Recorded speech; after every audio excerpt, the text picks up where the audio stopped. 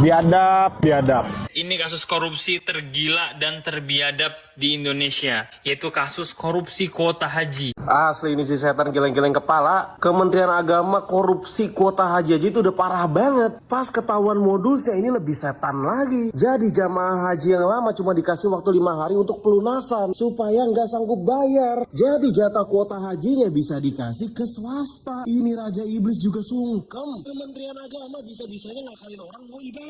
Dan kabarnya ini udah sistematis. Jadi sebagian besar orang-orang di Kementerian Agama udah tahu. Astagfirullahaladzim. Biadab, biadab. Jadi modus jual beli kuota haji dengan cara kasih tempo 5 hari ke jamaah lama agar mereka nggak sanggup bayar. Terus kuotanya dijual ke travel swasta yang sanggup bayar fee gede. Dan korupsinya ini sistematis. Sampai semua pejabat-pejabat Kemenak di setiap tingkat ikut kebagian korupsi dana haji. Udah merugikan negara, hak orang yang mau ibadah diambil. Terus korupsinya rame-rame lagi. Mang Jahanam bener lu semua. PBNU sampai keseret gara-gara lu. PBNU itu organisasi terbesar umat Islam. Mulia, basisnya Ahlus Sunnah wal Jamaah. Yang dulu diisi orang-orang pinter, orang-orang intelektual, orang-orang alim. Kiai Haji Hashim Asy'ari, Kiai Haji Wahid Hashim, Kiai Haji Abdurrahman Wahid Gusdur. Banyak orang-orang hebat di NU.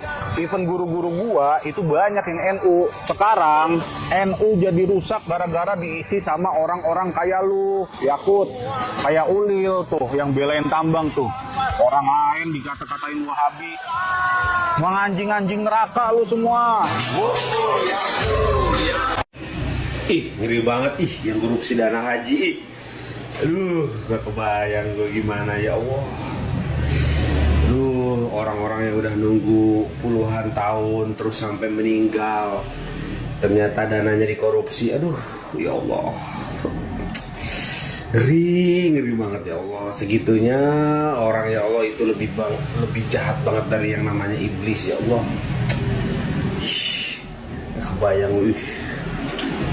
Allahu Akbar. Ya Allah, kok ada gitu Indonesia yang kayak begini gitu. Kasus korupsi kuota haji adalah kasus yang paling menjijikkan, teman-teman. Kok iso-iso nih lho wong wani-wani nih ngakali korupsi pakai kuota haji lho. Lah kuwi lho ngakali kuota paket internet malam ben oleh gratisan akeh kuwi ora wani aku. Wedi ora barokah nek kuwi internetan. Lah kowe sing genah-genah kuwi yo sekumpulan orang sing pengen niate ngibadah kok iso-isone tok cari celah untuk keuntungan diri yang serakah. Ya Allah ya salam Pak. Iki simbang reksa paling sangar ning donya iki ketemu karo kowe sungkem kuwi. Saking nekmu kelakuanmu mirip iblis, luweh-luweh iblis kuwi. Tampilanmu memang agamis tapi kelakuanmu mirip orang-orang yang suka mencari lubang pipis. Cocok budal. Ada juga kuota, bukan cuma kuota jamaah haji, kuota petugas haji pun diperjualbelikan. Jadi kalau kita mau buka lagi, Tenaga musiman itu bukan tenaga musiman, petugas haji pun diperjualbelikan. Dokter atau apa yang petugas haji? Ini petugas haji yang untuk PPIH Saudi Arabia. Iya. Itu juga diperjualbelikan. Itu diperjualbelikan. Emang kita nggak punya data, kita punya datanya kok. Bahkan untuk misalnya saat seleksi, seleksi mau jadi petugas haji, kita punya kok screenshot oknum. Kalau misalnya mereka mau lolos, harus bayar ke oknum Kanwil berapa juta supaya mereka lolos. Bagaimana kalau dikhawatirkan misalnya KPK jalab dan siapapun yang bersalah diangkut saja. Daripada tetap ada itu, toh masyarakat bisa browsing, toh masyarakat bisa jebol situs, bisa ngehack. Daripada dihack orang, situsnya jebol orang, akhirnya tetap ketahuan, ternyata fulan itu dapat nggak kena KPK juga. Lagi-lagi kepercayaan kepada NU juga turun lagi. Mending selamatkan NU-nya. daripada berpikir menyelamatkan 1-2 orang, tapi NU nggak kunjung dipercaya kembali oleh umat. Nah, gitu loh. Penting, sepenting apa sih NU tetap dipercaya? Penting. Kalau umat ini tetap percaya kepada NU, akidah mereka NU yang ngisi. Jumatan mereka, masjid mereka NU yang ngisi. Majelis taklim mereka NU yang ngisi. Dan itu artinya sampai kapanpun warga ini ya tetap Islam, tetap Ahlus Sunnah Jamaah, hukum fikihnya ya tetap benar, plus tetap NKRI harga mati. Kalau yang ngisi orang lain bisa-bisa anti Pancasila. Tidak Syafi'i, tidak Maturidi, tidak Asy'ariyah. Nah, kita nggak ingin seperti itu. Nah, ini kalau ada yang nanya, gimana Ki? Saya kepingin NU besar lagi. Saya kepingin NU dipercaya lagi. Dan nanti siapapun yang jadi PP, yang maksud kami orang-orang bersih, kredibel, kapasitas oke, lalu apa tadi, moralitas juga oke, Ahlus Sunnahnya nyata dari dulu memang berkiprah. Kalau sudah kayak begitu, maka PP yang baik ini nanti akan pelan-pelan dandani PW-PW, dandani PC-PC. Menurut kami, waketum itu yang semuanya pengalaman di lapangan. Ya, gimana ini kasus Kementerian Agama ini loh? Kenapa? Menyeret banyak orang. Kenapa? Gitu loh. Jadi beberapa orang dicekal dan juga banyak orang yang terlibat gitu loh di situ. Menurut kakaknya harus gimana ini? Kalau saya sih nggak masalah yang terlibatnya, saya masalahnya kepala gengnya, kepala mafianya. Misalnya si Yakut, adiknya ketua PBNU kan. Terus Fuad, ya kan. Jadi ini sebenarnya ya bekas Menteri Agama itu musuh Allah. Musuh Allah ya? Musuh Allah. Dan karena apa? Harusnya tamu-tamu Allah yang akan naik haji secara reguler ya. Iya kan? Iya benar. Diganti menjadi apa tuh tamu Khusus. yang khusus. Iya. Artinya orang-orang kaya. Iya, yang dapat kuota orang-orang kaya. Padahal yang reguler itu sudah menabung bertahun-tahun, Puluhan tahun. Untuk bisa munggah kaji. Teko maring umay Allah. Dan dihalang-halangi sama Yakut. Artinya apa? Yakut itu musuh Allah. Bukan sahabat Nabi, tapi musuh Nabi. Iya. Benar nggak? Betul. Sama kayak saya, gitu kan? Misalnya saya menghalang-halangi orang Katolik untuk beribadah, mengganti dengan orang-orang yang kaya. Saya musuhnya Yesus, gitu kan? Saya takutnya ya Mas Kitan, itu jelmaan Lucifer loh. Siapa jelmaannya? Yakut. Lucifer apa? Ya'juj Ma'juj itu loh. Ya sama aja lah pokoknya. Kalau di Katolik itu Lucifer gitu loh. Ya. Iya. Jadi kan sama aja lah musuh Allah. Ya kan? Allah kan lebih mencintai orang-orang yang ikhlas. Yang naik hajinya itu pakai berjuang. Mengumpulkan duitnya di bank. Setelah cukup naik haji. Bukan duit-duit korupsi ya? Ya bukan duit korupsi. Ya kan? Oke. Kayak dijual belikan gitu loh tamu Allah. Iya. Yang namanya apa? Musuh Allah. Benar nggak? Iya kan? Betul. Iya kan? Betul. Aduh. Nah, semoga Menteri Agama yang baru ini nggak seperti itu. Ya kan? Iya. Benar nggak? Betul. Harus takut sama Allah. Harus punya hikmat. Sehingga membuat kebijaksanaannya sesuai dengan hikmat gitu loh. Ya Mas? Iya. Makasih kakaknya ya. Assalamualaikum warahmatullahi wabarakatuh.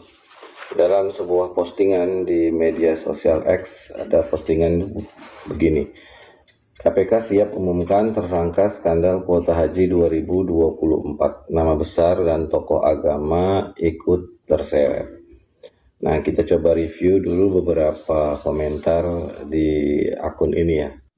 Komentar yang pertama datang dari Bang Antox Maxim. Nah, beliau katakan Ustadz Khalid Basalamah. Memang beberapa hari ini viral ya, terutama di akun X menyebut-nyebut nama beliau. Wallahu alam, kita coba ikuti aja dulu prosesnya ya. Kemudian dari Mbak Evi Suryati, beliau katakan begini, setelah diamati, Menteri pilihan Jokowi tidak ada yang berkompeten di bidangnya. Semua hanya politik balas budi. Apakah Anda setuju dengan pendapat saya? Saya setuju, Mbak. Kemudian berikutnya dari Abang Jago, beliau katakan semua yang korupsi nyebut Jokowi, tapi Jokowi aman-aman aja. Benar juga, Bang. Aneh gitu ya. Semua mengkait-kaitkan dengan beliau, tapi tidak pernah diadili sedikit pun, ya kan. Nah, kemudian komentar dari Bang Aaron Sel, dia katakan Gus Yakut itu orang NU Tulen, putra ulama besar, ketua Ormas Banser yang NKRI banget. Saya nggak yakin beliau korupsi. Wow, tapi bukan saya yang balas komennya, ada di bawah nih komen berikutnya untuk Bang Aaron dari Harimau Borneo Relawan ARB. Beliau katakan kalau nggak korupsi kenapa kabur kemarin. Masuk akal. Nah, berikutnya dari pasukan berani untuk Jabar, disebutkan di sini beliau katakan penasaran siapa aja sih Mas. Nah, sama saya juga penasaran. Komentar berikutnya dari Kang Azeb, beliau katakan beginilah cara membersihkan PBNU dari oknum-oknum yang tidak bertanggung jawab. Dan kemudian berikutnya dari user, atasannya aku juga harus diperiksa, setuju pada Jokowi gitu kan. Nah, kemudian dari Mahmud, aku tetap yakin 1000% Gus Yakut Khalil bersih. Terus dijawab dengan Bung Rian, Ternak Mulyono nih pasti. Gitu. Nah, terakhir nih ya, komen yang terakhir, ya beliau katakan gini, kalau Gibran jadi presiden seumur hidup sesuai keinginan rakyat, masalah ini tidak akan terjadi. Wallahualam, saya yakin itu gitu ya. Nah, itu komentar beberapa dari postingan tersebut. Nah, bagaimana dengan komentar teman-teman? Silakan tulis di kolom komentar. Terima kasih. Assalamualaikum warahmatullahi wabarakatuh. Ex-Menteri Agama kita, Gus Yakut, terus juga KPK lagi menyelidiki tentang penyelewengan kuota haji, yang katanya sampai 20.000 kuota haji 2024, yang itu, wah duitnya. Ya minimal 1 T ya. Minimal katanya 1 T. 1 T minimal. Dan itu 1 T itu kan haji plus ya? Iya, dia lebih parah kan, khusus kan, kuota khusus. Jadi kalau itu dihitung katanya per orang katanya $5.000 aja kalau dijual itu 1 T. Kan nggak mungkin $5.000. Iya. Kalau $5.000 ya. $5.000 kan 75 juta. Ya mungkin lah 75 juta. Mungkin kan? Mungkin lah. Saya tahu harga-harganya segitu ya, nggak mungkin segitu. Benar. Iya. Artinya kan ya kita nggak tahu lah. Oke lah. Ini kan sekarang yang dikorup. Ya. Bisa saya katakan agama nih bawahnya nih. Ya. Ini orang mau bertemu dengan Allah. Benar. Orang mau bertemu dengan Tuhannya. Puncak ibadah. Puncak ibadah itu ke sana. Iya. Ya kan? Saya aja rencananya tahun depan tuh mau umroh.